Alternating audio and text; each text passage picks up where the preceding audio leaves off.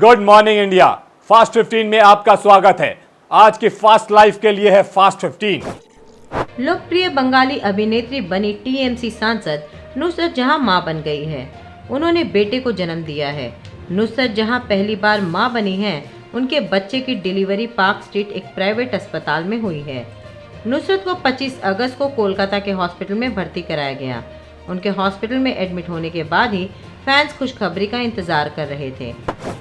Chinese मांझे की वजह से लगातार हो रही दुर्घटनाओं को देखते हुए राजधानी कोलकाता से सटे हावड़ा जिले में पुलिस ने एक अभियान चलाया है। करीब 2000 चाइनीज मांझा वाली लटाई सहित डोर बरामद की गई है। हिमाचल प्रदेश में जयराम ठाकुर की अध्यक्षता में कैबिनेट की बैठक हुई। बैठक में फैसला लिया गया है कि राज्य में 4 सितंबर तक स्कूल बंद रहेंगे। उसके बाद स्कूलों को खोलने का फैसला लिया जाएगा। हिमाचल प्रदेश मंत्रिमंडल ने हिमाचल प्रदेश के एलिमेंट्री तथा हायर एजुकेशन दोनों डिपार्टमेंट्स में 4000 अध्यापकों की जो विभिन्न कैटेगरी के होंगे पद जो हैं वो स्वीकृत किए हैं, जो तुरंत जो हैं वो भरे जाएंगे। इन 4000 अध्यापकों में 2640 एलिमेंट्री एजुकेशन में और 1360 हायर एजुकेशन डिपार्टमेंट में होंगी, जिसमें 820 पद ड्राइंग टीचर के और 870 पद फिजिकल एजुकेशन टीचर्स के। स्कूल 4 सितंबर तक बंद रहेंगे। बॉलीवुड एक्ट्रेस शिल्पा शेट्टी के पति और बिजनेसमैन राज कुंद्रा की गिरफ्तारी के बाद सोशल मीडिया पर एक अजीबोगरीब पोस्ट लिखी है, जिसमें उन्होंने लिखा है कि हर व्यक्ति को लाइफ के हर मोमेंट को एंजॉय करना चाहिए और उसे जीना चाहिए। शिल्पा ने एक किताब की फोटो साझा करते हुए लिखा है, हम अपनी जिंदगी में पॉज बटन को नहीं दबा सकते। भारत सरकार ने अफगानिस्तान की हालत को देखते हुए बड़ा फैसला लिया है। फैसले के मुताबिक अफगानिस्तान से इंडिया आने वाले हर व्यक्ति के लिए ई वीज़ा अनिवार्य कर दिया गया है। मेडिकल कोर्सेज में रिजर्वेशन को लेकर मद्रास हाईकोर्ट ने बुधवार को बड़ा फैसला सुनाया है। मद्रास हाईकोर्ट ने अखिल भारतीय कोटा के तहत राज्य के योगदान वाली सीटों में मेडिकल और डेंटल कोर्सेज में 10% आरक्षण की अनुमति देने से इनकार कर दिया है। राजस्थान के बाड़मेर में बुधवार को भारतीय वायुसेना का MiG-21 बाइसोन लड़ाकू विमान दुर्घटनाग्रस्त हो गया। हादसे में पायलट को चोट आई है, हालांकि वो सुरक्षित है। जानकारी के मुताबिक पायलट ट्रेनिंग के लिए लड़ाकू विमान उड़ा रहा था और इसी दौरान हादसा हो गया।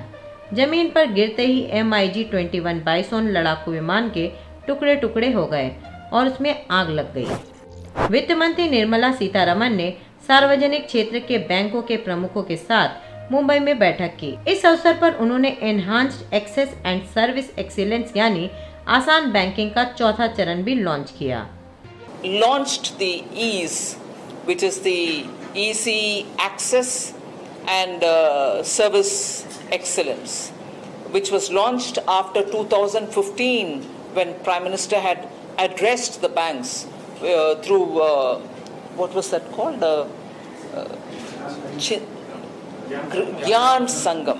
In 2015, when Prime Minister addressed through the Gyan Sangam all the banks and also spoke about details about how professional they should become, how they can improve on their service experience for the customers and so on.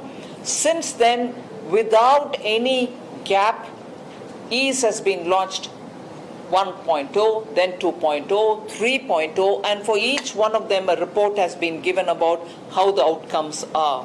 Banks have improved the customer experiences. Today we launched EASE 4.0. Even that has been achieved by the banks. Bollywood और south फिल्मों के मशहूर actor Prakash Raj सुर्खियों में आ गए हैं। दरअसल प्रकाश राज ने एक बार फिर अपनी पत्नी पोनी वर्मा संग शादी रचाई है। एक्टर की शादी की तस्वीरें सोशल मीडिया में वायरल हो रही है। अफगानिस्तान की राष्ट्रीय राजधानी काबुल पर कब्जे के 10 दिन बाद अब तालिबान नई सरकार के गठन की तैयारी कर रही है।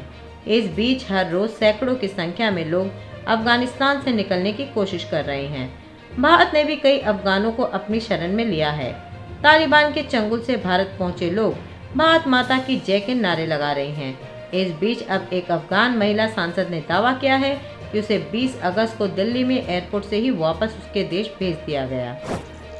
मुंबई कांग्रेस में सब कुछ ठीक नहीं नजर आ रहा। मुंबई में फरवरी में होने वाली आगामी बीएमसी इलेक्शन से पहले मुंबई कांग्रेस में मतभेद शुरू होते दिखाई दे रहा है। मुंबई यूथ कांग्रेस के वर्किंग प्रेसिडेंट नियुक्त किए गए सूरज ठाकुर ने बुधवार को पार्टी से रिजाइन की पेशकश की। टोक्यो ओलंपिक 2020 में सिल्वर मेडल जीत भारत की star weight lifter Mirabai Channu ने एक भारतीय का सीना गर्व से चौड़ा कर दिया। अब स्टार वेट लिफ्टर ने भारतीय परिवारों से एक खास अपील की है। मीराबाई चन्नू ने कहा है कि भारतीय परिवारों में लड़कियों को आज़ादी दी जानी चाहिए ताकि ज़्यादा से ज़्यादा लड़कियां स्पोर्ट्स में आकर भारत का नाम रोशन करें। ये सबसे पहले तो वही मैं पहले भी बोली हूँ कि फैमिली की बहुत ही ज़रूरी है। तो ख़ास लड़कियाँ बहुत कम स्पोर्ट्स में आती है, तो प्लीज़ मैं भी रिक्वेस्ट करना चाहती हूँ।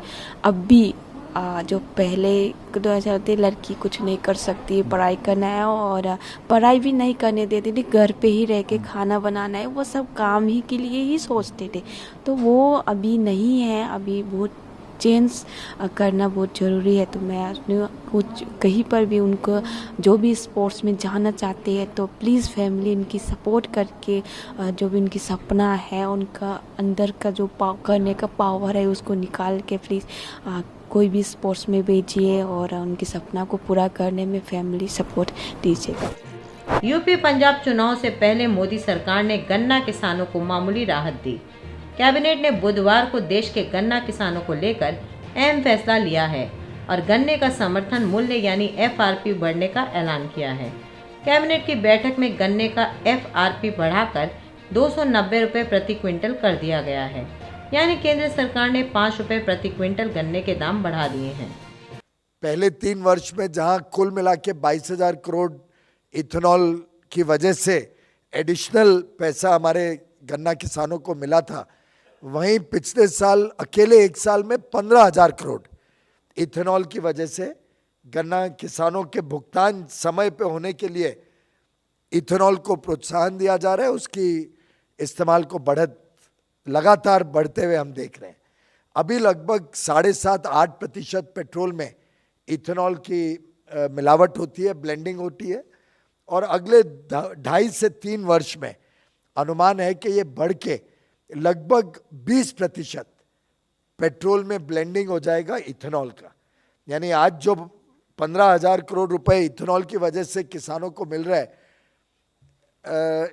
इस क्षेत्र में, जिससे लगातार सुधार भी हो रहा है, रिकवरी अच्छी मिल रही है, वही बढ़ के 40,000 करोड़ रुपए प्रति वर्ष इथेनॉल ब्लेंडिंग की वजह से इस सेक्टर को मिलेगा और उसके कारण हमारे गन्ना किसानों को समय पे पैसा भी भुगतान हो पाएगा और हमारे जो उपभोक्ता हैं उनके ऊपर भी जो बोझ है या जो शुगर की प्राइस है वो भी बहुत ज़्यादा बढ़ने की आवश्यकता नहीं पड़ेगी। तो एक प्रकार से केंद्र सरकार ने दोनों हितों को संभाला है, उपभोक्ता के हित को भी संभाला है कि उनको महंगा चीनी ना खरीदना पड़े, और किसानों के हित को भी संभाला है कि उनको समय पे अपने गन्ने का भुगतान हो पाए। कोरोना वायरस के खिलाफ जंग में वैक्सीनेशन जोरों पर है। आपको बता दें, देश में अब तक 60 करोड़ से ज़्यादा कोरोना वैक्सीन की डोज दी जा चुकी है। Union health minister Mansukh Mandaviya ने बुधवार को ट्वीट करते हुए कहा कि सबका स्वास्थ्य सबकी सुरक्षा के साथ कोविड-19 टीकाकरण में देश आगे बढ़ रहा है। अफगानिस्तान पर तालिबान का राज होते ही लोग डर से कांप रहे हैं, भूख से तड़प रहे हैं। खौफ ऐसा है कि हर पल मौत नजर आती है। यही कारण है कि काबुल एयरपोर्ट पर अब एक अफरा तफरी का माहौल है। अफगानी नागरिक समेत विदेशी लोग देश छोड़कर भाग रहे हैं। सबसे ज़्यादा खराब हालत काबुल एयरपोर्ट पर है, जहां लोग खाने से लेकर पानी तक के लिए तड़प रहे हैं। और यहां तालिबान के राज में एक पानी की बोतल $40 यानी करीब 3,000 रुपए तक में मिल रही है। आज के लिए बस इतना ही। कल फिर मिलेंगे फास्ट 15 के साथ।